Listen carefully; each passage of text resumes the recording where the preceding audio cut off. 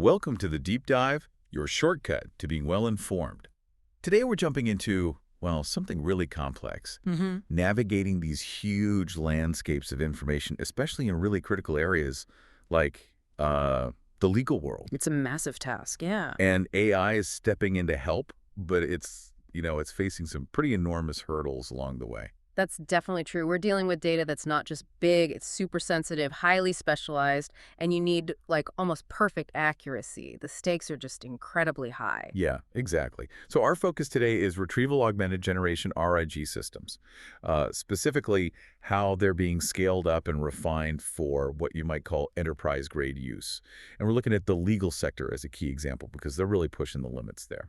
And we've got some great insights for this directly from experts who are, right in the thick of it. Folks from Harvey AI, they do a legal AI assistant, and LanceDB, who are building some really cutting-edge data infrastructure. Right. They're tackling what they call these tough RAG problems on the legal frontier. Yeah, that's the phrase they used. So the mission for this deep dive, we want to really unpack the challenges of handling this massive, sensitive, super complex legal data. We'll dig into how these RG systems were built, not just for accuracy, which is crucial, but also for adapting on the fly. Because the field changes so fast. Exactly. And we'll pull back the curtain a bit on the infrastructure innovations that actually make this possible. It's about understanding, the real cutting edge of AI data management and how you get reliable answers, even from incredibly dense stuff. Sounds good. Where should we start? Okay, let's unpack Harvey AI first. Yeah. What exactly are they doing as a legal AI assistant? So Harvey AI, they basically provide an AI product straight to law firms. It helps lawyers with a whole range of tasks, things like drafting documents, analyzing contracts, just helping them navigate these really complex legal workflows. So it's like a specialized assistant. Exactly. A powerful one that can process and kind of understand huge amounts of legal text. And what's interesting, I gather, is how they handle the sheer scale and different types of data. It's not just one big bucket, is it? No, definitely not. They think about it in like 3 different scales, each with its own specific needs. So on the smaller end, they have what they call their assistant product. Okay. This is more for, on-demand uploads. A lawyer might upload just a few documents, maybe 1 to 50, something like that, for a quick analysis or to ask some questions. Right, sort of like a quick lookup or a focused task. Yeah, similar to how you might use a general AI assistant, but really fine-tuned for legal docs. Okay, makes sense. So that's the small scale. What's the next level up? That's where their vaults come in. Think of these as larger project-specific containers. So maybe for a big corporate deal or a huge data room for an M&A transaction, or maybe all the documents and emails for a major lawsuit. So all the related stuff kept together. Exactly. It's kept together in a vault, so the legal team can do ongoing deep dives into that specific set of materials over, the life of the project. Got it. And then there's the really big one, the largest scale. Yep, that's what they call the data corpuses. And this is, it's the absolute largest scale they manage. These are like global knowledge bases. Global, like Imagine an entire country's laws, all the legislation, the case law history, tax regulations, everything that makes up a specific legal system. These are foundational, massive, massive data sets. Wow. Okay, when you're dealing with data at that kind of scale, and it's so sensitive, the challenges for a RAG system must just be huge. What are some of the main hurdles they face? Oh, they're definitely formidable. One big issue is just the sheer volume, but also the complexity of legal documents themselves. They're often, as they put it, super long and dense and packed with content. Yeah, I can imagine. And this immediately brings up a really fundamental RAG problem, the whole sparse versus dense retrieval issue. Okay, break that down for us. What does sparse versus dense actually mean in this context, and why is it such a pain? Sure. So think of sparse retrieval like doing a shriddle-troll plus F search. It's looking for exact keywords or phrases. It's very precise, but it can easily miss the context or related ideas if the wording isn't exact. Okay. Dense retrieval, on the other hand, uses vector embeddings, these mathematical representations of meaning. It tries to understand the semantics or the underlying concept of your query, even if you don't use the exact same words that are in the document. Right, so it's more about the idea. Exactly. And the headache comes because in law, you absolutely need both. You need to find that specific statute number that's sparse, but you also need to understand the broader legal principle being discussed that's dense. And getting them to work together. Getting them to work together effectively, especially across, millions of pages of dense text, is incredibly difficult. It's a core challenge. Makes total sense. Yeah. And it's not just the volume, right? It's the kind of questions people ask. You mentioned expert queries being really tough. Can you give us an example? Like, what does a really complex legal query look like? Yeah, absolutely. They give a great example. Imagine asking this.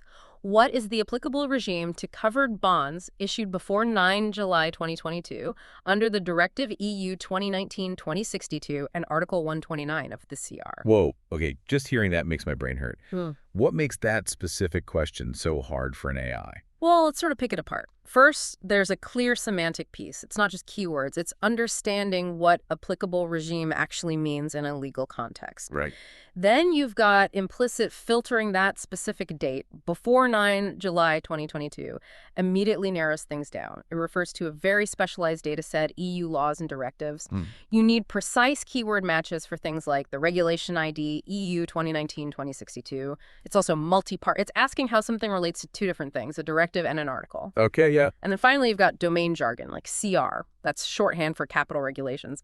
The AI needs to know all of that. So it has to understand the language, the structure, the references, the dates, everything. Exactly. All those different pieces need to be understood and connected precisely to get the right answer. It's incredibly nuanced.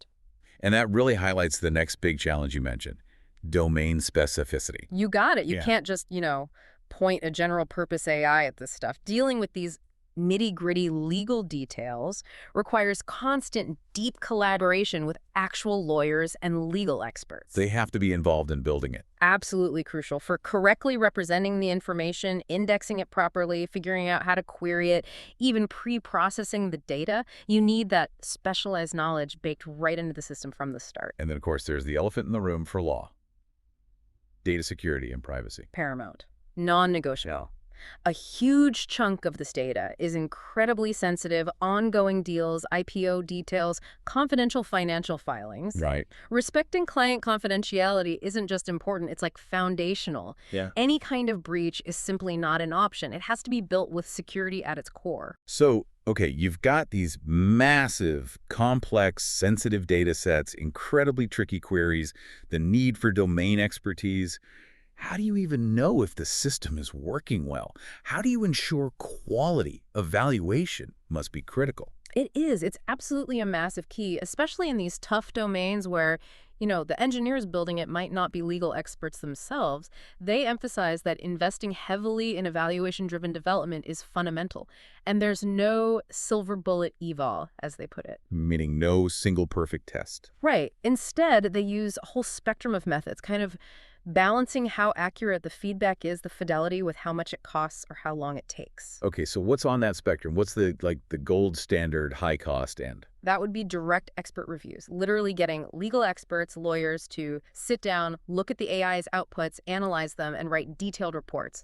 It's super expensive, obviously, because you're using highly paid professionals' time. But it gives you the best feedback. Exactly. The highest quality, most nuanced understanding of where things are going right or wrong. Okay. What about something a bit more scalable? Kind of in the middle. In the middle ground, you have things like expert-labeled sets of criteria. So you still need expert input initially to create these sets, maybe defining what constitutes a good answer, or identifying key pieces of information that must be present. So experts set the rules first. Right. It's still expensive to curate that initial data set, but once you have it, you can evaluate new outputs against it more automatically or synthetically. It becomes much more tractable for, regular checks. Gotcha. And then for the really fast feedback loops, when engineers need to iterate quickly. Yeah, for the fastest iteration, you lean on more automated quantitative metrics, things like standard information retrieval metrics, precision and recall, or even simpler deterministic success criteria. Like what? Like, did the system pull documents from the right folder? Did it reference the correct section of a contract? Did the answer contain specific essential keywords? These are fast to calculate and give quick signals to the engineering team. Okay, so multiple layers of checking, basically. Exactly. Allows them to catch different kinds of issues and iterate quickly. So robust evaluation is clearly vital.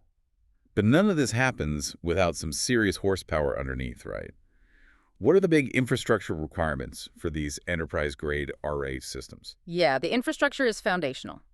First off, performance and reliability are just table stakes. It has to be reliable, always available.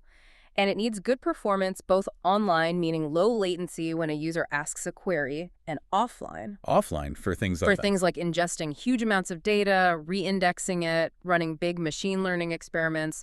Remember, we're often talking about corpuses with tens of millions of documents, and individual legal docs can be pretty hefty themselves, so it needs to handle both real-time requests and massive background jobs smoothly. Right. Needs to be fast and always on. What about the people using it? The ML teams, the data scientists, what do they need? That brings us to operational efficiency. The infrastructure needs to make it easy to onboard new data, new projects, and to scale up or down. The goal is to let the ML and data teams focus on the actual business logic and quality, building better models, better applications for the lawyers, rather than getting totally bogged down in the nitty-gritty details of the database or tuning that or manually scaling things. So it should kind of manage itself as much as possible. Ideally, yes, reduce that operational burden. And given the sensitivity we talked about, data control must be huge. What does that mean for the infrastructure? Absolutely critical. There's a need for a lot of flexibility around data privacy and data retention. Things like being able to strictly segregate storage. This customer's data lives here, that project's data lives there, completely separate. And adhering to really strict data retention policies. For legal and compliance reasons, some data might only be allowed to exist for a specific period before it must be deleted or securely archived. The infrastructure has to support that granular control. Makes sense. And lastly, what about the types of queries? We talked about that complex example earlier. How flexible does the database need to be? Yeah, query flexibility is key. The underlying database can't just be good at one thing. It needs to support a whole mix of query patterns. You need your exact keyword matches, your nuanced semantic searches, filtering based on all sorts of metadata, and even support for more dynamic or agentic navigation. Agentic meaning. Meaning the AI might make a query, look at the results, and then decide to refine its search or ask a follow-up question based on what it found. The database needs to support that kind of iterative exploration. It's not just one-shot queries anymore. Okay, so it needs to be powerful, reliable, efficient, secure, and flexible. That's a tall order. It really is. And this is where LanceDB comes into the picture, right? That they're aiming to provide this kind of infrastructure. How do they approach it? Exactly. LanceDB positions itself as something more than just a typical vector database. They call it an AI-native multimodal lakehouse. Okay, unpack that. AI native multimodal lakehouse. Right. So the key idea is it's designed from the ground up to be a foundation for all the different data tasks involved in AI.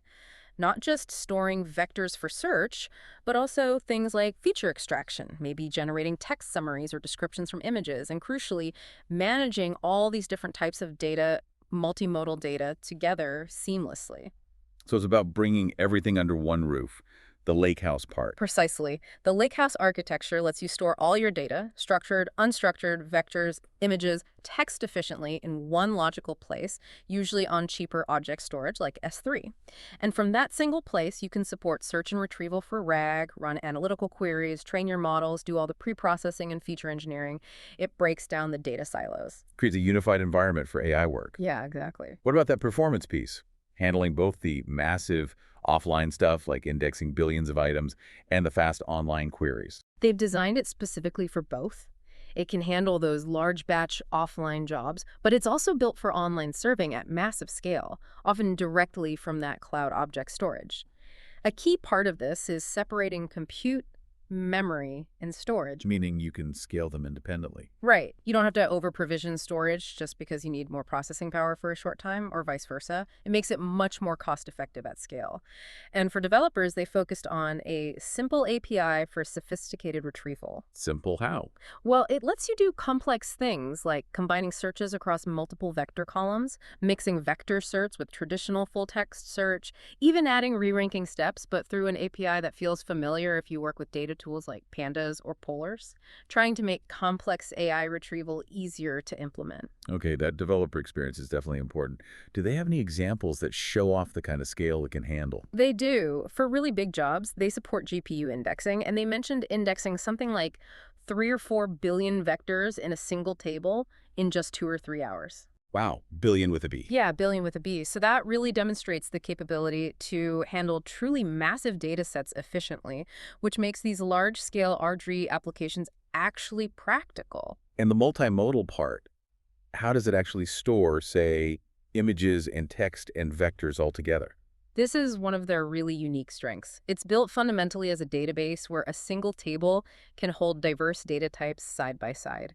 You can have columns for images, video clips, audio, the vector embeddings generated from them, the raw text, maybe some structured tabular data related to it, even time series data, all in one row, one table. So it becomes the single source of truth for all that related data. Exactly. You avoid having your images in one system, your text in another, your vector somewhere else. It keeps everything connected, which is huge for building sophisticated AI applications that need to understand different modalities together. Okay, so what's the core technology that makes that possible?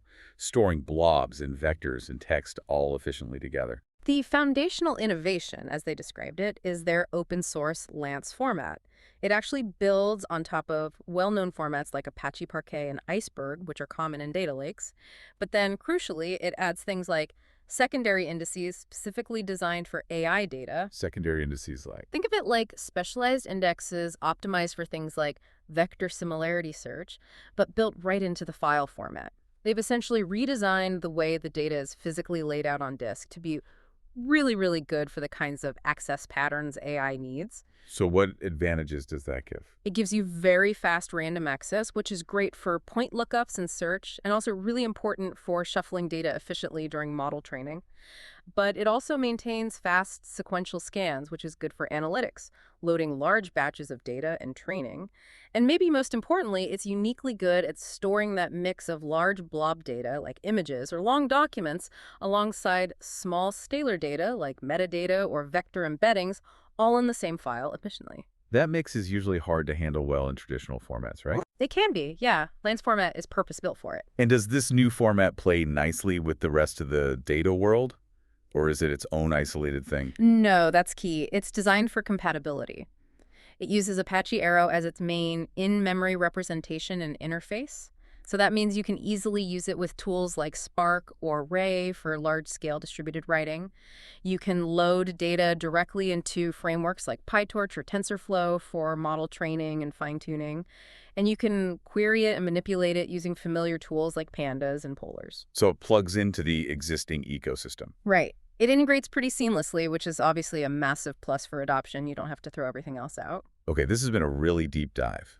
If we were to boil it down, what are the main takeaways here for someone thinking about building powerful RAG systems, especially in these complex areas like law? I think there are three really key messages that came through. First, domain specificity matters hugely.